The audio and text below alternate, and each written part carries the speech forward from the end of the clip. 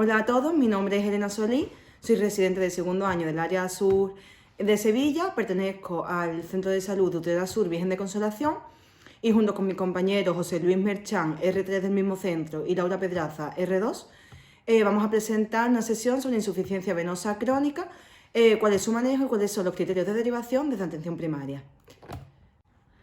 Vale, en un primer momento vamos a hablar sobre unos aspectos básicos de la insuficiencia venosa crónica.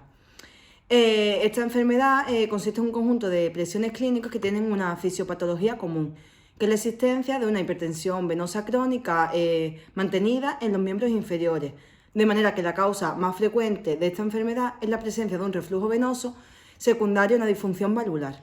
Existen otras causas menos frecuentes, como pueden ser la obstrucción del sistema venoso profundo o la disfunción de la bomba muscular. Es la enfermedad vascular más frecuente en la población general, de manera que es responsable de un importante número de consultas, tanto en atención primaria como en consultas de angiología y cirugía vascular. Tiene una prevalencia en España en mayores de 16 años de hasta el 15%, que afectaría entre un 2,5 y 3 millones de personas. Y se caracteriza por ser una enfermedad crónica con un curso progresivo y de carácter benigno. Existen una serie de factores de riesgo que se relacionan fundamentalmente con la insuficiencia venosa crónica, que es secundaria a la disfunción valvular. Estos se diferencian en factores no modificables y modificables. Dentro de los no modificables encontramos la herencia, de manera que el riesgo de padecer esta enfermedad se va a duplicar si alguno de los progenitores ya la padece, la edad, porque aumenta con la misma, el sexo, siendo más frecuente en mujeres y en hombres, o la raza, de manera que afecta más a nórdicos y centroeuropeos. Dentro de los factores de riesgo no modificables encontramos las hormonas, la obesidad, el ortostatismo mantenido, la exposición mantenida al calor o el embarazo. En relación a la clínica, la insuficiencia venosa crónica se caracteriza por la presencia de varices.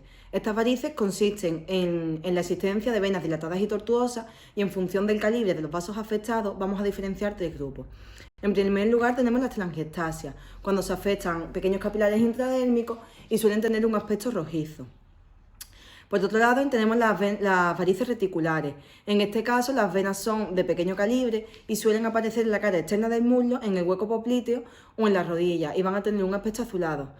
Y finalmente, si se afectan aquellas venas de mayor calibre, sobre todo las afenas y sus confluentes, hablamos de varices tronculares, y estas son las que ya son palpables cuando el paciente se encuentra en bipedestación.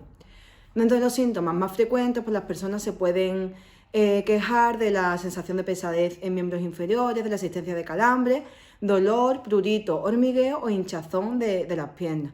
Todos estos síntomas van a empeorar con el ortostatismo prolongado y en ambientes cálidos, mientras que mejorarán con la aplicación de frío y el decúbito.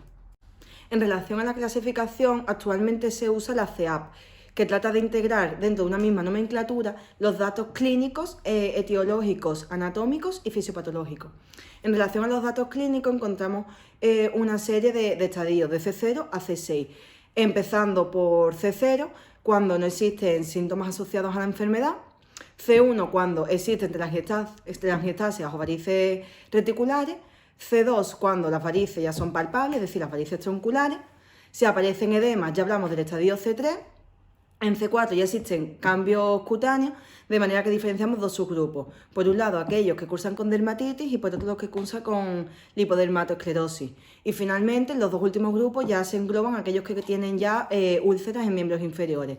C5 cuando la úlcera está curada y C6 cuando está abierta. En relación a los datos etiológicos, vamos a diferenciar la insuficiencia venosa crónica congénita, primaria o secundaria. En este último caso, cuando existe una causa secundaria conocida de la insuficiencia. Por otro lado, se encuentran los datos anatómicos en función de si se afecta el sistema superficial, el sistema venoso profundo o el sistema perforante. Y finalmente, en relación a la fisiopatología, vamos a diferenciar aquel grupo de insuficiencia venosa crónica secundaria al reflujo venoso. Por otro lado, están aquellos en los que la causa se debe a una obstrucción del sistema venoso. Existen casos en los que se dan los dos mecanismos fisiopatológicos a la vez, y en un último grupo se englobarían aquellos en los que no existe una causa identificable de la enfermedad. Bueno, yo soy Laura Pedraza y voy a continuar ahora con la presentación. Vamos a hablar ahora del diagnóstico de la insuficiencia venosa, que es un diagnóstico fundamentalmente clínico.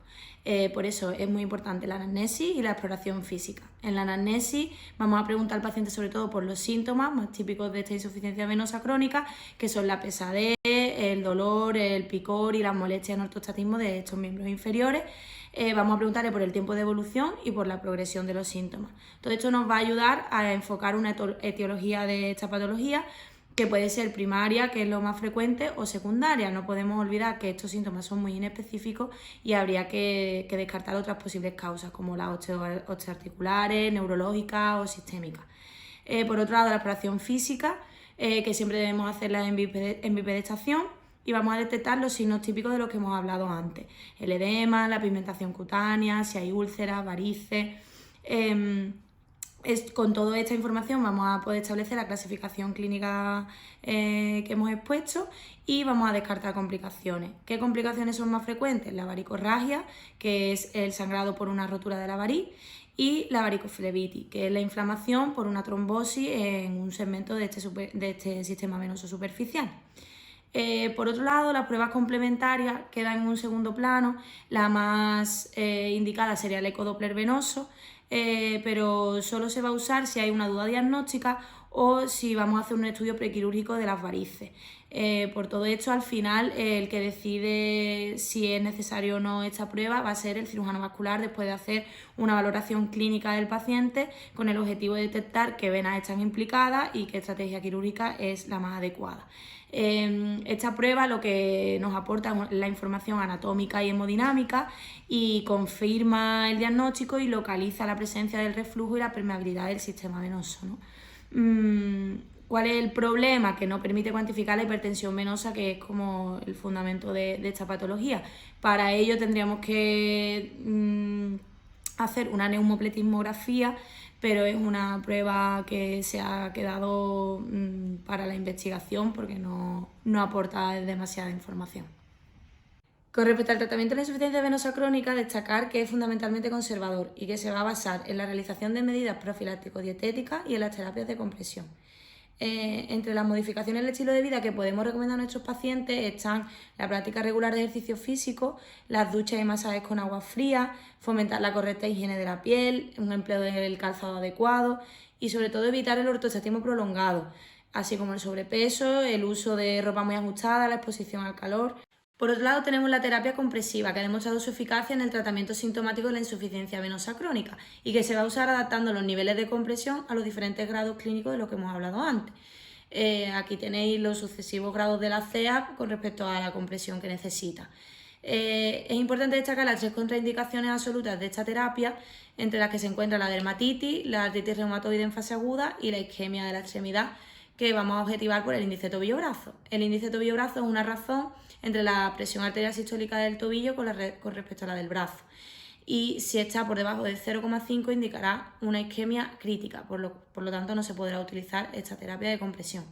En cuanto a la longitud, siempre de manera estándar vamos a recomendar la media corta porque tiene un menor coste sanitario, porque los signos y síntomas más frecuentes se producen en la pantorrilla y el tobillo y porque normalmente son más fáciles de colocar. Pero si por alguna razón el paciente decide la media, por mayor comodidad o por decisión propia, la media larga, se le puede ofrecer porque tiene igual beneficio. Como alternativa a este tratamiento conservador, disponemos de un tratamiento médico-quirúrgico. Por un lado tenemos los fármacos venotónicos, que no se indican de manera generalizada, pero sí que tendrían beneficio como alivio sintomático a corto plazo, en un periodo de 2 a 3 meses y sobre todo en épocas de calor. En cuanto al quirúrgico, debería ser valorado en caso de varices tronculares sintomáticas, úlceras venosas o complicaciones tróficas. Por último, el tratamiento de las complicaciones también puede ser abordado desde atención primaria, aunque posteriormente sea valorado por un especialista para un tratamiento definitivo. En el caso de la varicorragia, se tratará con la elevación de la extremidad, una compresión local del punto sangrante hasta que ceda y un vendaje compresivo que deberá durar mínimo 2 días. En cuanto a la varicoflebitis, podremos utilizar AINES durante 5 o 10 días o heparina de 10 a 30 días, indistintamente cualquiera de los dos porque no ha demostrado la heparina mayor eficacia que los AINES. Es importante destacar que en territorios cercanos al sistema venoso profundo como la ingle o el hueco popliteo debemos activar el protocolo de sospecha de TVP porque existe un potencial riesgo de enfermedad tromboembólica venosa. Por último voy a hablaros de los criterios de derivación al cirujano vanovascular, que van a depender fundamentalmente de la clasificación clínica de la CEAP y que habrá que individualizar en todos los casos. En el caso del grado clínico 2, solo vamos a derivar para valorar tratamiento quirúrgico aquellas varices de más de 5 milímetros de diámetro que sean sintomáticas. En el caso de las asintomáticas, solo vamos a derivar las varices de gran calibre los pacientes que tengan profesiones de riesgo o ante la imposibilidad de un correcto tratamiento médico.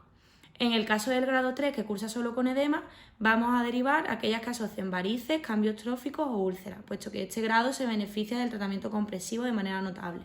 En el caso del grado 4, 5 y 6, derivaremos en todos los casos. Y si nos encontramos ante un elevado riesgo quirúrgico o el paciente rechaza la intervención, lo manejaremos desde primaria con un manejo conservador. Toda insuficiencia venosa crónica complicada que no responda al tratamiento conservador requerirá una valoración urgente o preferente por el cirujano.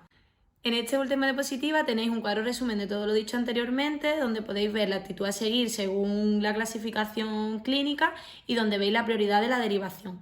Es importante destacar que después de la valoración y de la intervención quirúrgica, el seguimiento de estos pacientes correrá a cargo de los médicos de atención primaria. Y bueno, este ha sido nuestro trabajo, espero que os haya gustado y que os vaya a servir para mucho. Muchas gracias.